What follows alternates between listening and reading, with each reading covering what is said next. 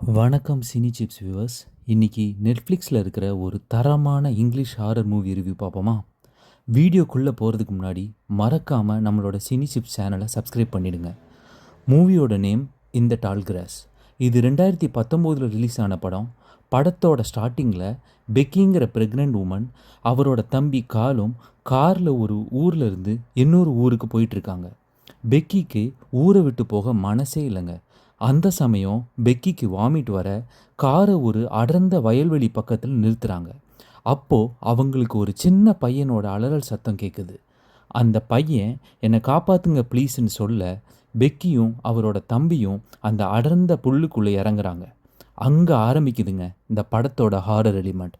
அந்த வயல்வெளியே ஒரு அமானுஷம் நிறைஞ்சதாக இருக்குது. அங்கே டைம் லூப் ஆகுது. அந்த சமயம் அந்த ப்ரெக்னென்ட் லேடியோட பாய் ஃப்ரெண்ட் அதே மாதிரி வயல்வெளிக்குள்ளே வராரு. இவர் தாங்க இந்த மூவியோட ஹீரோ.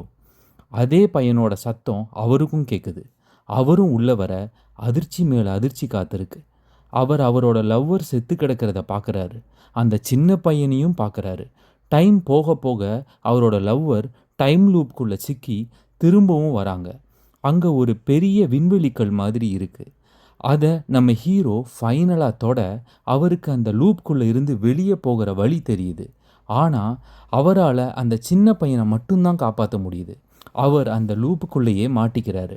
அந்த பையன் வெளியே வந்து ஹீரோவோட லவ்வர் மற்றும் அவரோட பிரதரை திரும்பவும் அந்த வயலுக்குள்ளே போகாமல் தடுக்கிறான். இந்த படம் ஒரு டைம் லூப், ஹாரர், அப்புறம் ஒரு சர்வைவல் த்ரில்லர் மூவின்னு சொல்லலாம். இது நெட்ஃப்ளிக்ஸில் இருக்குங்க. என்னதான் படம் ரொம்ப சஸ்பென்ஸாக இருந்தாலும் நிறைய விஷயத்தை ப்ராப்பராக எக்ஸ்பிளைன் பண்ணலை. பட் கண்டிப்பாக ஹாரர் மூவி ஃபேன்ஸுக்கு நிச்சயமாக இந்த படம் பிடிக்கும். ஐஎம்டிபி இந்த படத்துக்கு 5.5 ரேட்டிங் கொடுத்துருக்காங்க. கண்டிப்பாக ஃப்ரீயாக இருக்கும்போது இந்த படத்தை பாருங்கள். உங்களுக்கு இந்த மாதிரியான மூவி ரிவ்யூஸ் பிடிச்சிருந்தா மறக்காமல் நம்ம சினி சிப்ஸ் மூவி சேனலை சப்ஸ்கிரைப் பண்ணுங்கள். இதே மாதிரி அடுத்த மூவி ரிவ்யூவில் உங்களை சந்திக்கிறேன்.